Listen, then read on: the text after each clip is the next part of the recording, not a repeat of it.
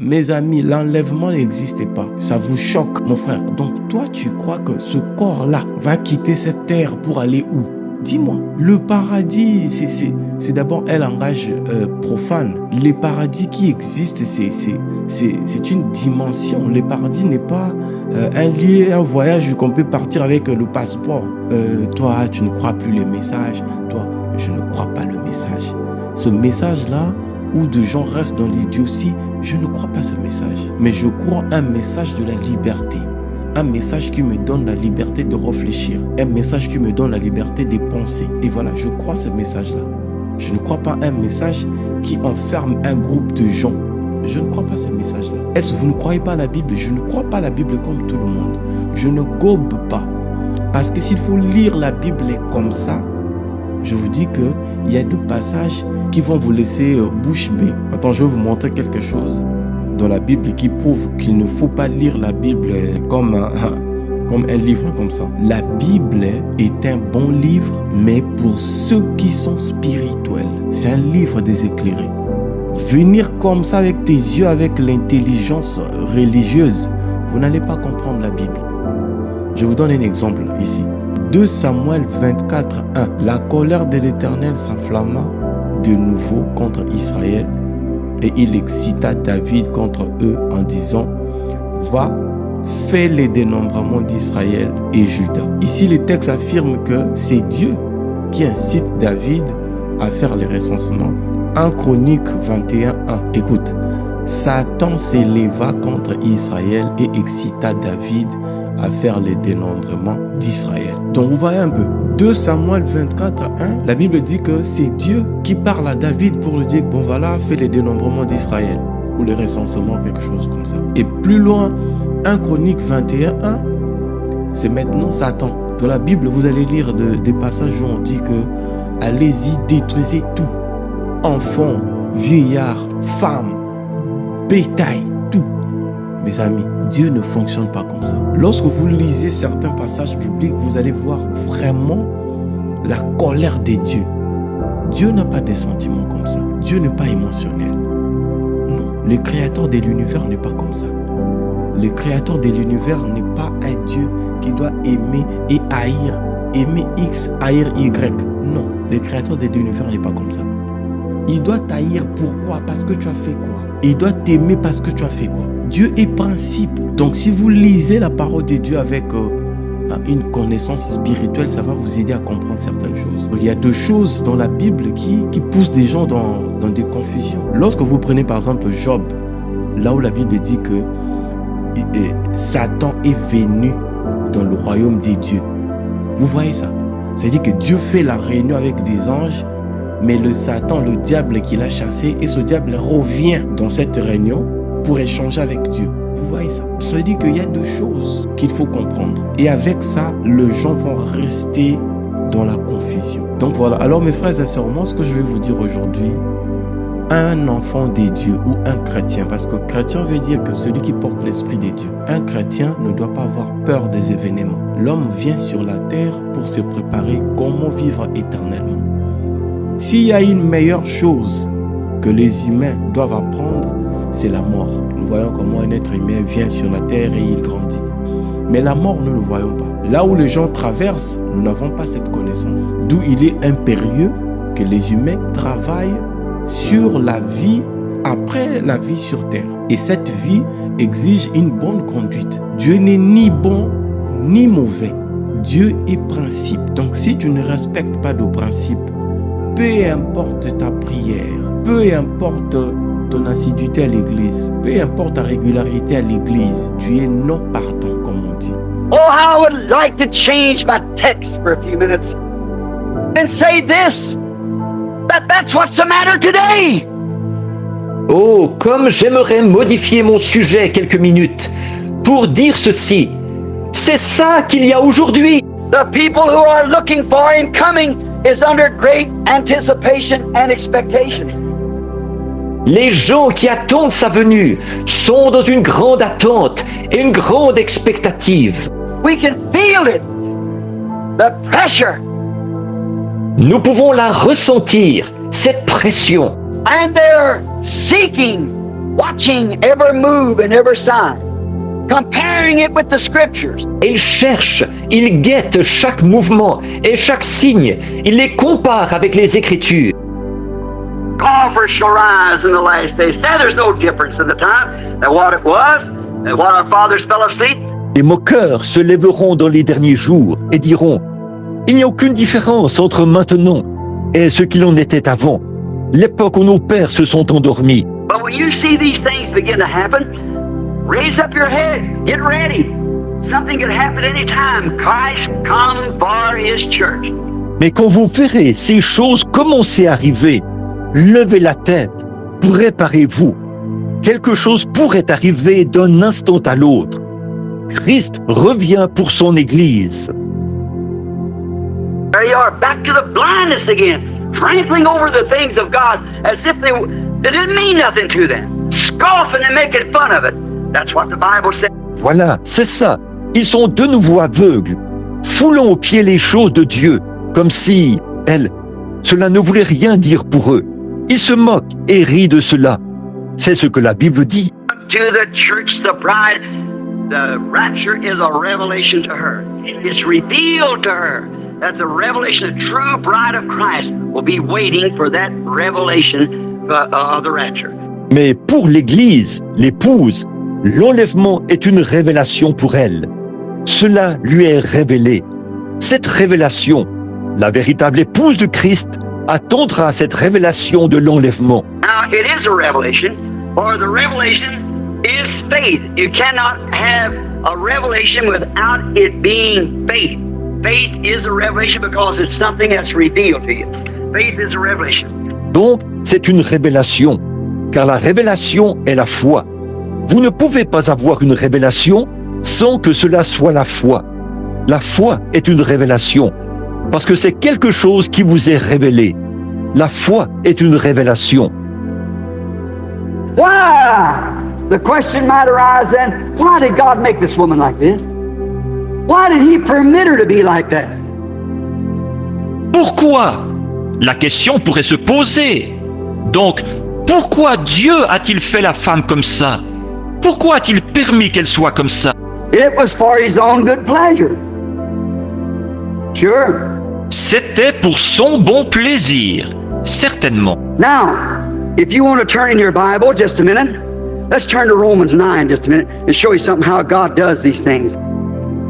If you want to read it. Maintenant, si vous voulez prendre vos Bibles un petit instant, prenons dans Romains 9 un petit instant.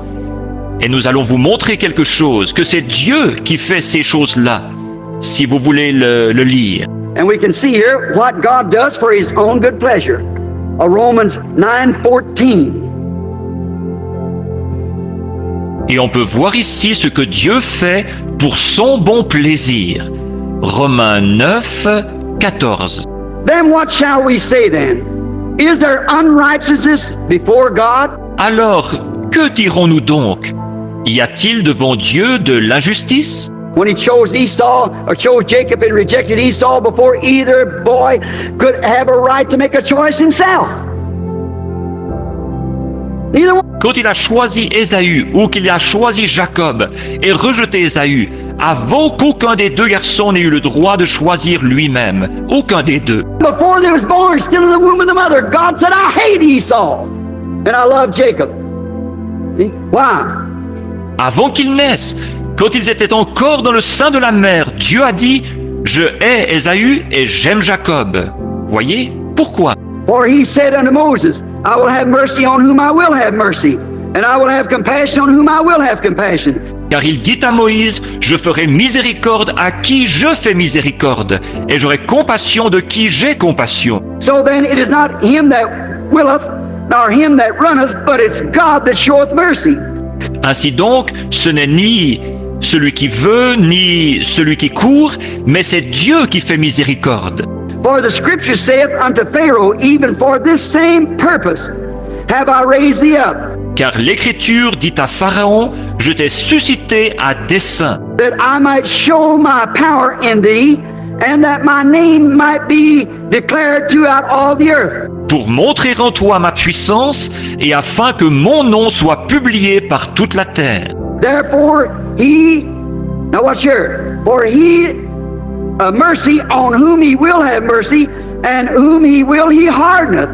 Ainsi, maintenant, regardez bien là, car il miséricorde à qui il veut, et il endurcit qui il veut. Thou wilt say unto me, why then does he find fault?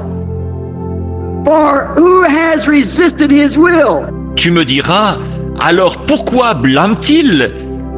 Car qui est-ce qui résiste à sa volonté? Nay, but O man, who art thou that railest against God? Ô homme, toi plutôt, qui es-tu pour contester avec Dieu? Shall the thing formed say to him that formed it, why hast thou made me this?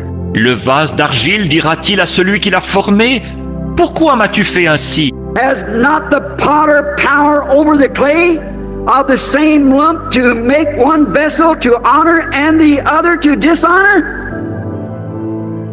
Le potier n'est-il pas maître de l'argile pour faire avec la même masse un vase d'honneur et un vase d'un usage vil? What if God, willing to show his wrath and to make his power known, endures such long sufferings, the vessel of wrath fitted to destructions? Et que dire si Dieu, voulant montrer sa colère et faire connaître sa puissance, a supporté avec une grande patience le vase de colère formé pour la perdition? That he might make known the riches of his glory on the vessel of mercy which he has afore prepared unto glory. S'il a voulu faire connaître la richesse de sa gloire envers le vase de miséricorde qu'il a d'avance préparé pour la gloire. Now argue that a while. Maintenant, argumentez donc là-dessus pendant un moment. God did it. He had to make it this way. It had to be there. C'est Dieu qui l'a fait. Il fallait qu'il fasse comme ça. Il fallait que ce soit là. Which represent the Holy Spirit, came forth and put a mark upon all them that sighed and cried for the abominations done in the city. Now, you say, and watch what he said in there also, slay utterly, little children, old women, babies, kill them all. Little children, yes.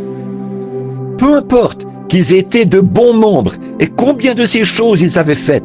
Il a dit, mais il y a un homme qui portait un encrier d'écrivain, qui était vêtu de blanc, ce qui représentait le Saint-Esprit, est sorti et a fait une marque sur tous ceux qui soupiraient et qui gémissaient à cause des abominations commises dans la ville. Maintenant, vous dites, et observez aussi ce qu'il a dit là. Tuez, détruisez les petits enfants, les vieilles femmes, les bébés, tuez-les tous. Les petits enfants? Oui. When Joshua entered the land of Canaan, he said, don't you let one of them live. If it's a cute little baby, a little Amalekite or Amorite, kill it. You remember, he'll grow up to be an Amalekite. He'll pollute the camp. Quand Josué est entré dans le pays de Canaan, il a dit, ne laissez pas vivre un seul d'entre eux. Quand même, ce serait un mignon petit bébé, un petit Amalécite ou un Amoréen, tuez-le. Souvenez-vous, il grandira et deviendra un Amalécite. Il contaminera le camp. And when those little things come back to God disagreeing with the word of God, get rid of that thing. I don't care what denomination it belongs to. Et quand ces petits-là reviennent comme ça, ils sont en désaccord avec la parole de Dieu. Débarrassez-vous-en. Peu m'importe de quelle dénomination elle fait partie. Say, well, they're good. I don't care how good of people they are. If they're contrary to that word, get the thing out of you. It's a growing little Amalekite. It looks cute. It looks innocent. It looks like it's all right, but don't you have anything to do with it. You stay away from it. Vous dites, mais ils sont bons. Peu m'importe la bonté de ces gens. S'ils sont contraires à cette parole, faites sortir ça du milieu de vous. C'est un petit Amalécite qui grandit. Il a l'air bien mignon, il a l'air bien innocent. On dirait qu'il n'y a pas de mal à ça, mais n'ayez absolument rien à faire avec ça. Tenez-vous loin de ça. I was remarking some time ago about a certain little canary. Il y a quelque temps, je faisais une remarque au sujet de ce petit canari. And he thought he knew all the knowledge that it need to be known. Il pensait posséder toute la connaissance utile et nécessaire. He knowed so much that he could tell all the rest of the canaries about the human beings. Il en savait tellement long qu'il pouvait parler des êtres humains aux autres canaris. So he flies up on his cage and he begins to speak about the human beings, how he knowed all about them. Il s'envole donc, se perche sur sa cage et commence à parler des êtres humains, exposant tout ce qu'il sait d'eux. And all of a sudden, a professor from Purdue walked up and began to speak some high, polished words to him. Et tout à coup, un professeur de Purdue s'avance et commence à lui dire quelques paroles très raffinées. And the little fellow batted his eyes and turned his head. Le petit oiseau se met à sourciller et à tourner la tête. Now he had eyes, he could see the professor. Oh, il avait des yeux, il pouvait voir le professeur. He had ears, he could hear him. Il avait des oreilles, il pouvait l'entendre. But of course he didn't know what he was talking about. Mais bien sûr, il ne savait pas de quoi il parlait. Why? He's got a canary brain. Pourquoi? Il a une cervelle de canari. He's just a bird brain. That's all he's got. Il n'est qu'une tête de linotte. C'est tout ce qu'il a. He hasn't got a human brain, so he can't think like human beings. Il n'a pas un cerveau d'humain. Il ne peut donc pas penser comme les êtres humains. And neither can a human being think like God. Et un être humain ne peut pas non plus penser comme Dieu. You're human. All the worldly knowledge is no more than a canary brain. Vous êtes humain et toute la connaissance du monde ne vaut pas plus qu'une cervelle de canari. All you do, you just hurt yourself with it. Tout ce que vous faites, c'est vous faire du mal avec cela. You've got to have the mind of Christ. Il vous faut la pensée de Christ.